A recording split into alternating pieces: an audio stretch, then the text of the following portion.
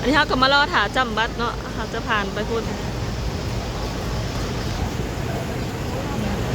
เน่นแห้งมื้อนี้แต่มานี่น้องปุ้มก็ยังบ่เคยเห็นจักเถื่อมื้อนี้น่ะสุดๆเลยเนาะตั้งแต่ว่าขามไปไทยหั่นนะทุกคนยังบ่เคยเห็นแบบรถติดปานนี้เลย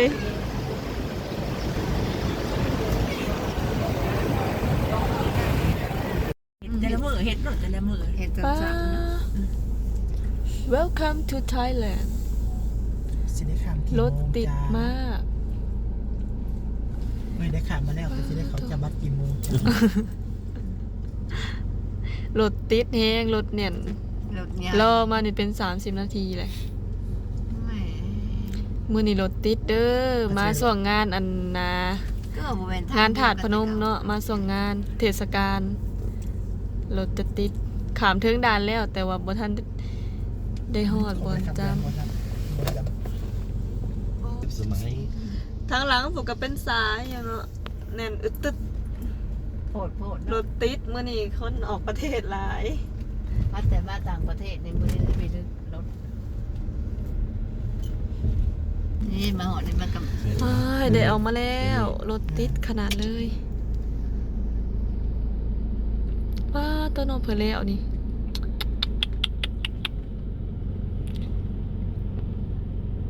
คนนัดกันไปได้มื้อนี้คนนัดกันไปหลายรถบ่หลายในเฮาขวามแล้วน้องพันเวลาออกเดินทางเวลาเดียวกันบ่คันมือปกติธรรมดาก็สิบ่หลายแฮงแต่ว่าถึกช่วงเทศกาลก็สิหลายได้ตามสบายดีทุกคนตอนนี้แม่นเฮามาถึงด่านมุกดาหารแล้วเนาะทุกคนด่านกดคนเข้าเมืองมุกดาหารสวรรณเขตก็คือตอนนี้แม่นรถน่ะติดแฮงอลีทุกคนมาถึกมื้อนี้ถึกมื้องานเนาะคนไปเที่ยวงานพระธาตุพนมทุกคนช่วงเทศกาลคือรถแน่นแห้งอลีเฮารอถ่ายอยู่นอกก็จะเกือบเป็นชั่วโมงหนึ่งแล้วทุกคนเข้ามาทางในก็ยังแน่นอยู่อันนี้แม่นน้องปื้มได้ลงมาตะโดดแล้วจักหน่อยเฮาก็สิได้ย่างเข้าไปจำบัตรทุกคนจักสิแม่นโมงใดเนาะเฮาสิได้ออกแต่ด่านมุกดาหารนี่ทุกคนซุมเมเพชรเพิ่นย่างไปก่อนแล้วเดี๋ยวเฮาก็สิย่างไปเลยแต่ว่าอันเข้าไปด้านแม่นน้องปื้มจะบ่ได้ถ่ายคลิปละเด้อเนาะเพิ่นก็งดห้ามใส่โทรศัพท์ทุกคนเดี๋ยวเราเจอกันตอนจำบัตรแล้วทุกคนบาย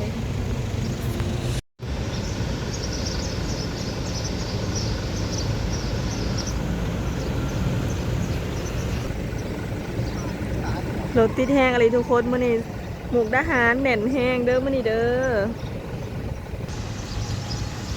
รถอะไรยังต่อแถวกันมาตั้งแต่ตีนอันสะพานผู้ใดทุกคนเนี่ย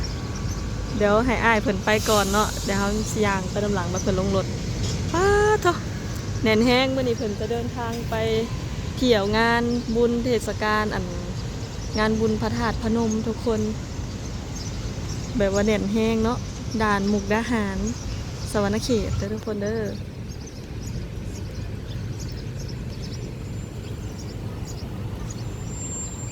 เฮาก็ต้องได้รอคิวยาวอีกทุกคนบ่ฮู้ว่าสิแม่นโมงใดเนาะจึงสิได้ออกแต่ด่านแม่เพชรลงมาแต่รถไปเดี๋ยวน้องปื้มก็สิได้ไปจำบัตรก่อนเด้อทุกคนต่อไปแม่นเฮาจะบ่ได้ถ่ายละเด้อเดี๋ยวออกแต่ด่านเฮาจึงได้ถ่ายนะทุกคนเนาะ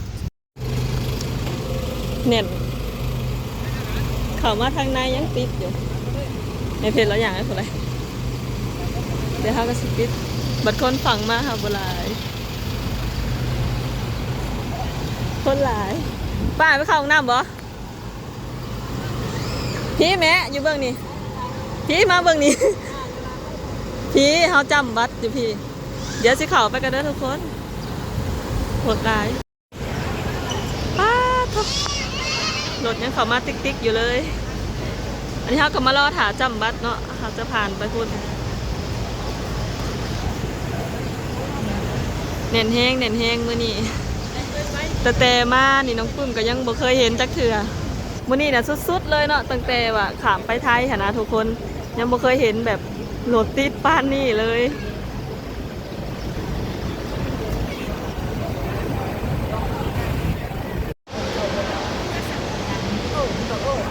ฮักกันแล้วทุกคนป้าตยืนรอคิวแล้วบ่เป็นง่ายเลยเนาะ ดงคนหลายรถก็หลายคนก็หลายทุกคนวันนี้อันนี้เขาก็จำบัตรแล้วแหละเขาก็มาถ่าเนาะมาถ่าคือรถน้ำอ้ายเพื่อนทุกคนมานั่งถ่าอยู่นี่เพื่อสิเอารถมาฮอดที่นี่ก็บ่เป็นง่ายอีกเนาะเพื่อสิเอารถขามาพอรถก็ได้ต่อแถวต่อคิวกันอีกโอ้เขาก็มานั่งถ่ากับเขาเมย์แล้วก็คุณป้าทุกคนคนทางกันรถบัสก็หลายเนาะรถส่วนตัวนี่ก็หลาย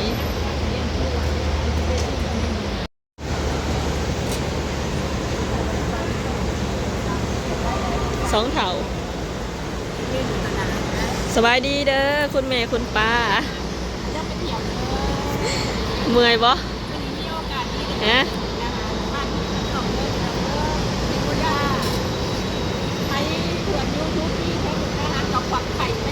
เอาPFC เห็นกับถ่ายถามได้เด้อบ่เสียงอยากดังเนาะพออยู่ในนี่น่ะรถหลายแล้วก็เสียงดังในสถานที่เนี่ยทุกคนเอากันฮะพากันหิวข่าวเลยบ่หิวข่าวบ่คุณป่าจนเมื่อยแล้วนั่งรถใกล้แล้วก็มายืนถ่าถ้าแบบมาดมเอากินอันควันรถนะกินอ้ายทอรถก็เมื่อยเมื่อนี้คนสวรรค์เขตนี่มาหลายบ่อยากเบิดนอดเคิงเมืองเคิงแขวงคุณบ่ฮะบ่ถ่าเอมมี่จำแล้วแหละแต่ว่าถ่ายเอมมี่รถมาเดี๋ยวเขากำลังถ่าคือรถเนาะทุกคนเดี๋ยวเขาก็สิไปต่อกันอยู่ไซอีกเนาะเดี๋ยวเขากับไปน้ำกันยังบ่เห็นรถทูเฮาขี่เลย